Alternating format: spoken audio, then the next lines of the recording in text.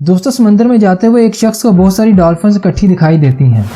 کچھ ڈالفن تو پانی سے باہر بار بار جمپ لگا رہی تھیں۔ وہ شخص یہ منظر اپنے فون میں ریکارڈ کر لیتا ہے۔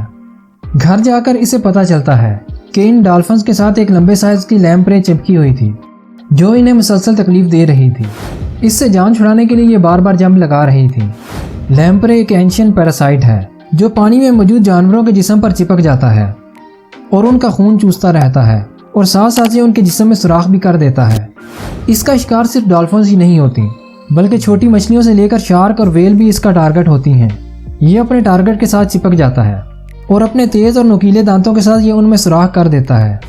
کبھی کبھار ایک مچھلی کے ساتھ ایک سے زیادہ لیمپرے چپک جاتے ہیں۔ یہ تیزی سے اپنے شکار کا خون پینا شروع کر دیتے ہیں۔ خون کی کمی سے مچھلی کمزور ہو جاتی ہے اور جلد ہی مر جاتی ہے اور اس کے بعد یہ اگلے شکار کی تلاش میں نکل پڑتا ہے۔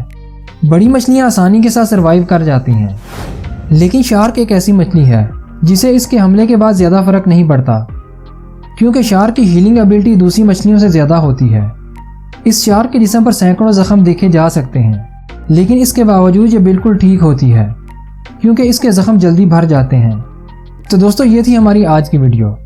امید کرتا ہوں آپ کو پسند آئی ہوگی۔ اگر ویڈیو پسند آئے تو لائک کر کے چینل کو سبسکرائب ضرور کیجیے گا۔